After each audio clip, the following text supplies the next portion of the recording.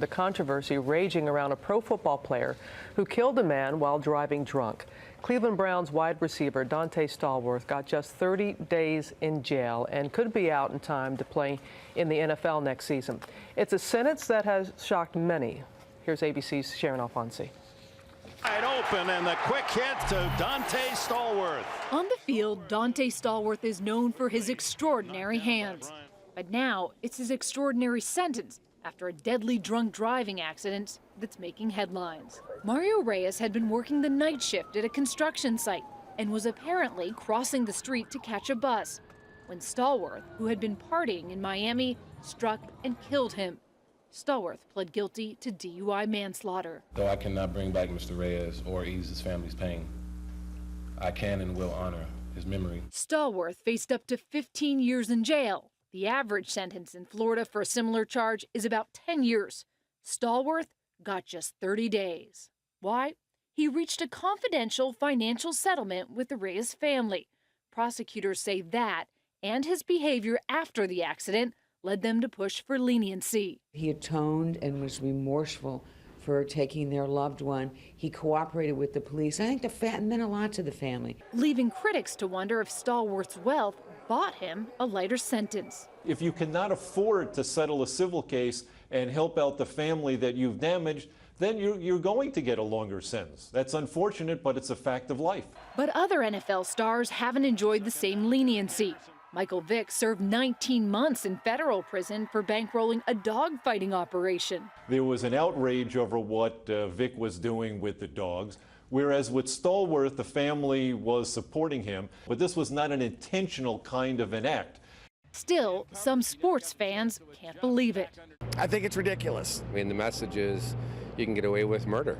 For Good Morning America, Sharon Alfonsi, ABC News, New York. One of the terms of Stallworth's plea deal is that he must make a $2,500 donation to Mothers Against Drunk Driving MADD. But the organization says they do not want his money. And here to tell us why, MADD's national president, Laura Dean Mooney. Good morning, Laura. Good morning. Thanks for being here. Okay. Why do you not want to take the donation from Donté Stallworth? Well, if we took the settlement, we would be a party to the settlement, and we simply don't agree with the sentence and therefore the settlement. Drunk driving is a serious, serious crime. In this case, Mr. Stallworth killed someone, and we believe that taking the money would not set the right message to the community and to the nation, indeed. Well, the Miami-Dade prosecutor issued a statement, and they said, in part, that they took his history of community service, his lack of prior convictions, and cooperation with law enforcement into consideration. He is under house arrest for 2 years and then probation for additional 8 years. His driver's license has been suspended for a lifetime.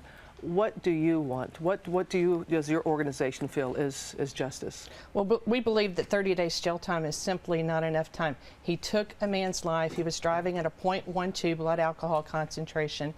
And if we send a message to the community and the nation that it's okay to kill people in drunk driving crashes, which are 100% preventable, then what are we saying? We want to see the punishment fit the crime.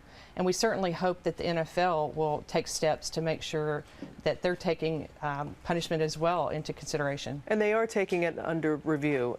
They're not certain yet what he will face, if anything. Right. And there was an ESPN poll, and 64% of those who responded, who are Browns fans, 64% said that cheering for Donté Stallworth this season, that they would feel uncomfortable doing that, 64%. So what do you want to see from the NFL? Well, we, of course, have been talking with the NFL, and we hope that they'll do the right thing and simply not give Mr. Stallworth a slap on the wrist. As I mentioned, a person died, a person that was completely innocent, doing nothing wrong.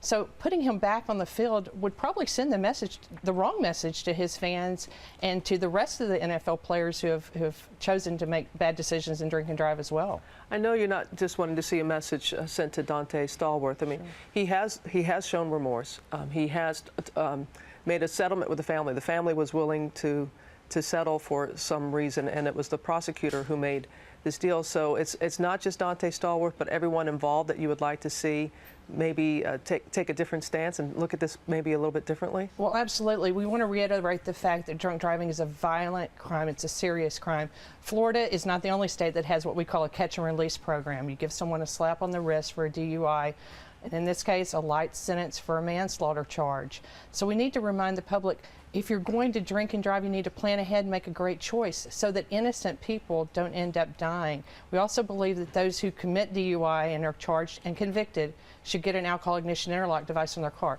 In his case, he's revoked for life from driving. Hopefully he will never get his license back.